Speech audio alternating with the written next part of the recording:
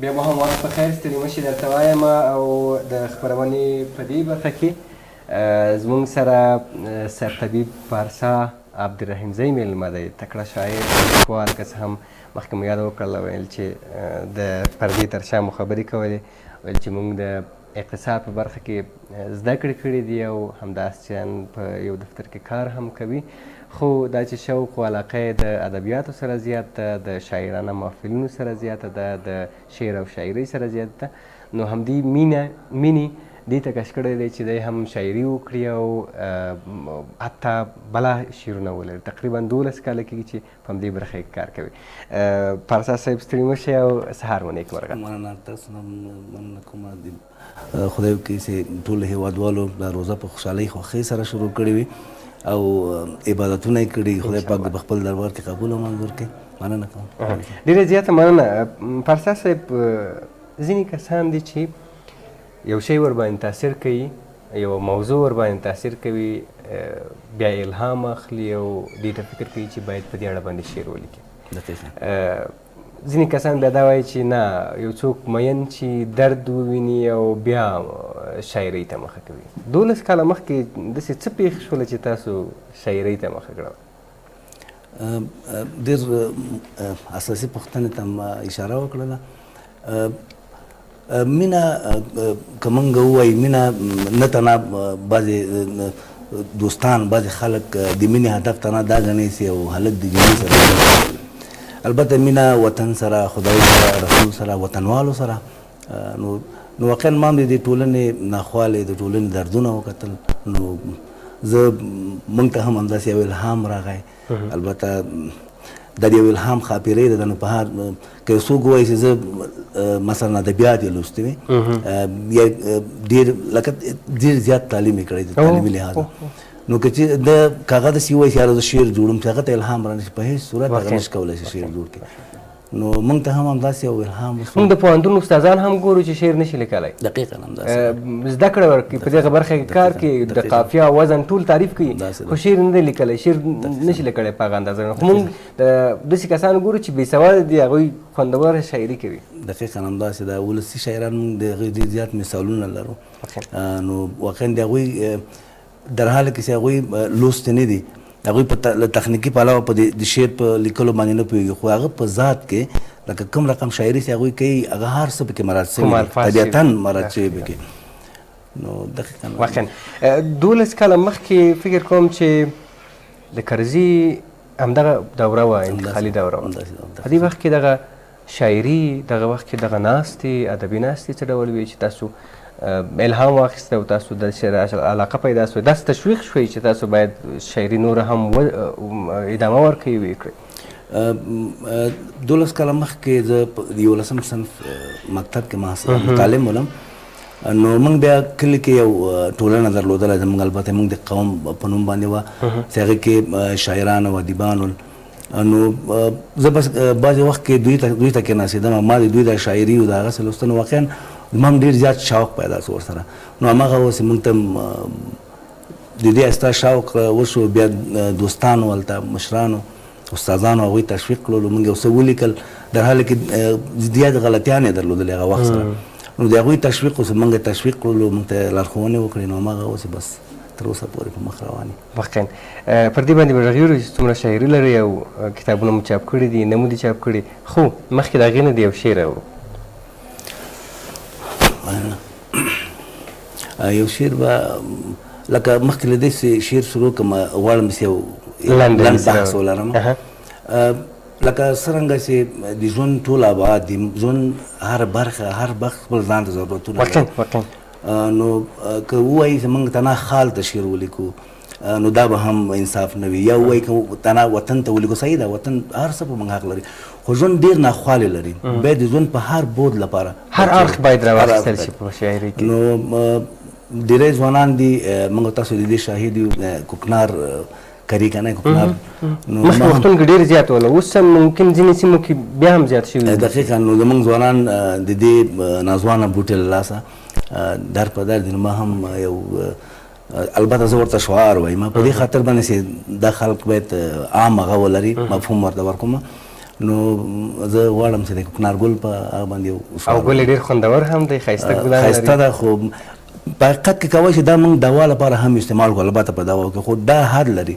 داسې بیا کله هغه ته استعمالېږي دا بیا واقعا ډېر مضر تمامېږي او د انسان ژوند اخلي، ښایسته ځوانان هغه کوي.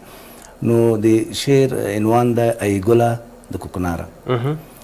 ګلان دې شرمولي ته په اصل مرداره، ای ګله د کوکناره، ته ګل نه یې بلا یې هر ځوان ته وویلا یې، خراب د افغانان کړل ګټې نور اخلي تیاره، ای ګله د کوکناره.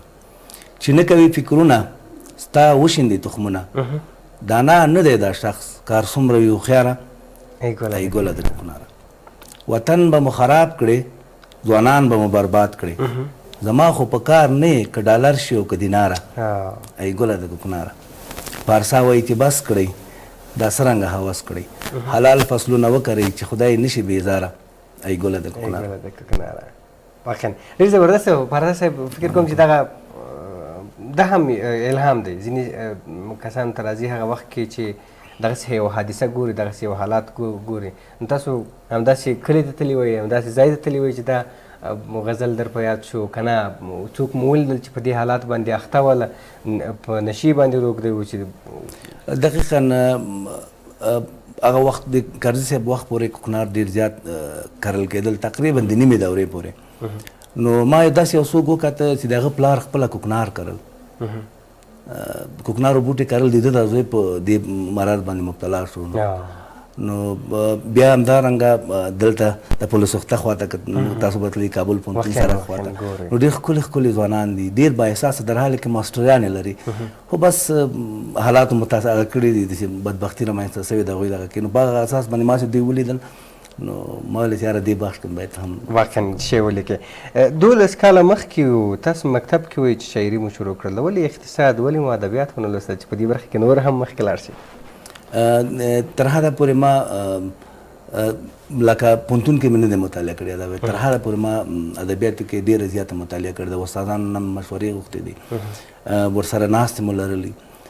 نو اقتصاد چې دا هغه زما هغه مې د یو مسلک په شکل باندې غوره کړ، او ادبیات یې دا مې د یو مینې په شکل باندې غوره کړل. واقعا د چا شاعري زیاته مطالعه کوي او د چا د شعرونو څخه زیات متاثره یې، که ځوان شاعران واوسي که پخواني شاعران واوسي؟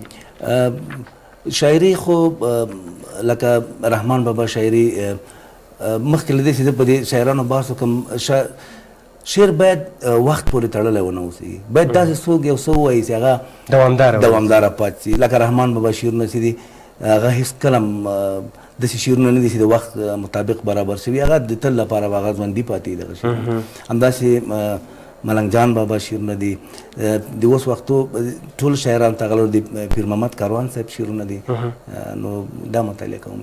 واقعا د کاروان صاحب شعرونه هم واقعا شاعري ډېره خوندور ده، زبردسته ده.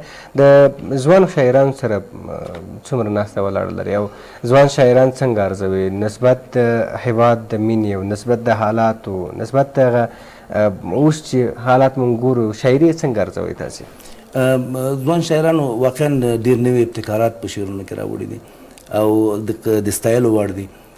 بیا د دې تر څنګ بعضې شاعران هم شته چې هغوی داسې یو څه لیکي دغه وخت سره لیکنې شعر لیکي، نو وخت به مخکې وي، له وخته باید شعر ونه لیکل شي، خو په ټوله کې ډېر زیات نووریان شعرو کې راغلي دي. نو یعنی نوښتونه پکې شته د مثبت طرف ته روان دي. د یوې لسیزې شاعري دې څومره ده او تر اوسه پورې دې څومره کتابونه چاپ کړي دي، نه دي چاپ کړي؟ زما شعرونه غالبا 300 نه زیات دي. نو د دې تر څنګ ما نه تنه په شعر کې نور بخښونه کې مثلا ما یو کتاب لیکلی ناو یو نوې کورنۍ، چې دې کې مکمل یو ځوان یا یو ځوانې جنۍ ته مخکې له دې چې دوی واده وکړي یا نامزاد چې سره دې کې ټولې هغه لارښوونې دي چې باید څه کارونه دوی وکړي. په دې کې نه تنها د دې دواړو لپاره د ګډ کورني ژوند په اړه باندې معلومات دي، نه تنها د هلک او د دې جنۍ لپاره بلکې د دوی د پلار د مور دوی سره باید څه رقم رویه وکړي، بعضې مهارتونه دي چې باید دوی دغه مهارتونه استفاده وکړي او د دوی ژوند یو ښه ژوند ولري، البته یو ښه کورنۍ ولري، نه تنها چې دوی یو ښه کورنۍ ولري تر څو ټولنې ته مثبت تمام شي. او د په نور په اقتصاد بخش کې مالي محاسبه کې دغه کې هم کتاب لرم نو په ټوله کې زه 15 کتابونه لرم البته چاپ ته مې نه دي هغه کړي خو چمتو دي بله هو نو هغه هم د خپل یو وخت لپاره هغه کړی وخت مې ټاکلی چې ما څنګه دې وخت ته رسېږي د به هغه وخت سره انشاءالله چې ټول کتابونه په یو ځای باندې واقعا یعنې کتابونه او شاعري یا هم هغه څه چې د لیکلي دي هغه داسې ډاډه یې ورباندې چې وخت یې نه تېرېږي چې هر وخت یې چاپ کړم هم د ټولنې لپاره ګټور تمام دقیقا نو که چېرته موږ یو کتاب په عجله باندې چاپ کړو او شعري ټولګه نو که دا چېرته خلکو ته تقسیم شي نو بیا موږ نشو کولی چې هغه بیرته کم غلطیانې څه لري کم نواقص څه لري چې هغه موږ بیرته خلکو نه ټول کړو او بیا هغه کړو په هغه اساس باندې څومره چې وخت تېرېږي اصلاح باید پکې راشي او د دې تر څنګه البته یو نوی شی ده یو ژبه البته ما یو ژبې باندې کار شروع کړی ده لکه داسې یو ژبه چې نوي او فورمولیک شکل باندې یو بعضې حرفونه د یو بل کې وضع کېږي لکه یو شفري غوندې ژبه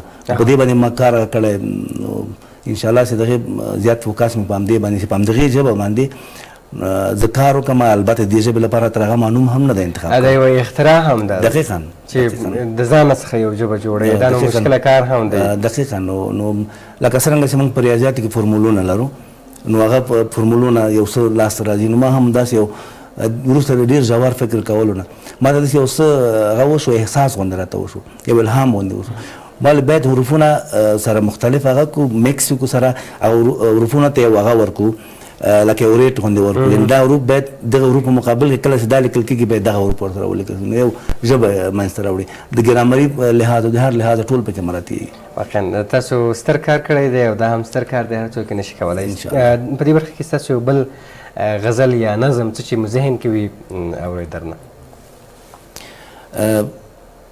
که خدای وکړي یو ځل څه به وکړي که خدای وکړي یو ځل د شعر عنوان ما هم دا چې که خدای وکړم نو څه به وکړي بلکل دقیقا وطنه تا به جوړومه که خدای وکړي یو ځل ستا دښمنان به ورکومه که خدای وکړي یو ځل دا کونډې رنډې یتیمان بې وزله د بې وزلۍ نه خلاصومه که خدای وکړي یو ځل وطنه ستا سپېره ډاګونه به ګلان کړمه زه به یې هر وخت سمسورومه که خدای وکړي یو ځل دغه اټک او جیلم دواړه زمونږ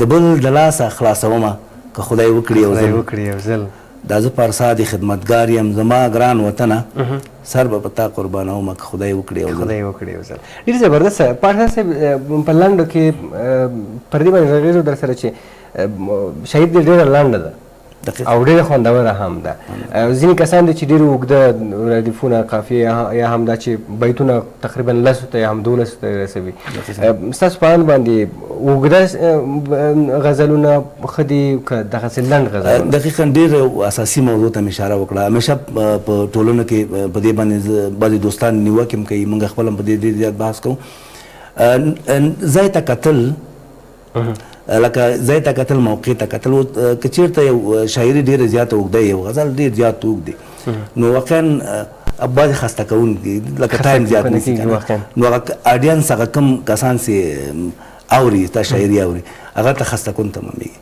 نو په همدې اساس باندې نظر باندې حالات ته هم لنډه شاعري غوره کړې ده واقعا ډېرې زیاته مننه که خبرې درسره وکړو لا هم خوږې دي او لا هم دوام کوي زموږ پروډیوسر اشاره کوي چې نور میلمانه هم راغلي د هغوی سره به هم بحث او خبرې کوو ستانه هم زیاته مننه چې راغلی زموږ بلنه ومنل پارسا صاحب الله مو خوشحاله لره ډېره مننه له تاسو هم ډېره زیاته مننه چې ملتیا مو راسره وکړل د پارسا صاحب خوندوره شاعري او خوندور بحث و یو ویډیو همکارانو چمتو کړی ده ویې ګورئ بیا هم راسره ملتیا وکړئ بله برخه کې نور میلمانه هم لرو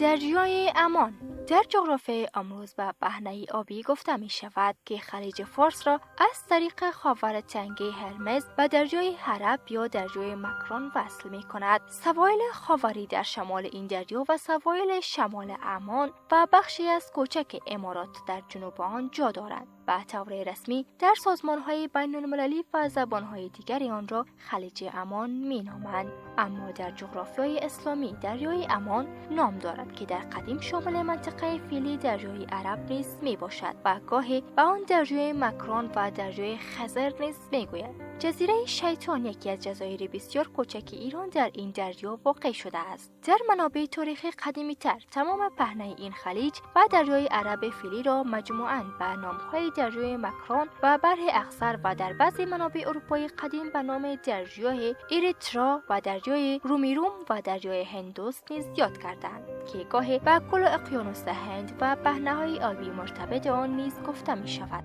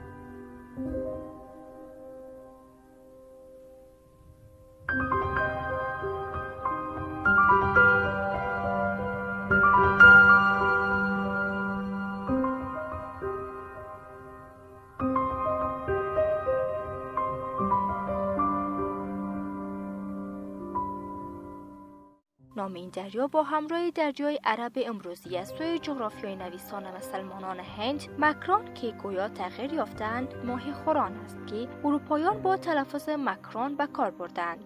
گاهی اوقات دریای مکران آبهای کل جنوب ایران و پاکستان فعلی را قلمداد شده و دریای عمان نیز به سواحل عمان اطلاق شده است. عمان‌های تاریخی در واقع نامی از یکی از شهرهای جنوب ایران در فاصله غرب چابهار فعلی و بندر جوز قرار داشته است که نگاه شود که بر نقشه نشان داده است که عمان در طول تاریخ نام‌های مختلف نیز داشته است که از مشهورترین نام‌های آن عمان، مگان و تغییر یافته‌اش مجان بوده است. این نام به صنعت کشتی سازی و معادن مس در زمان سومریان ارتباط داشته است. البته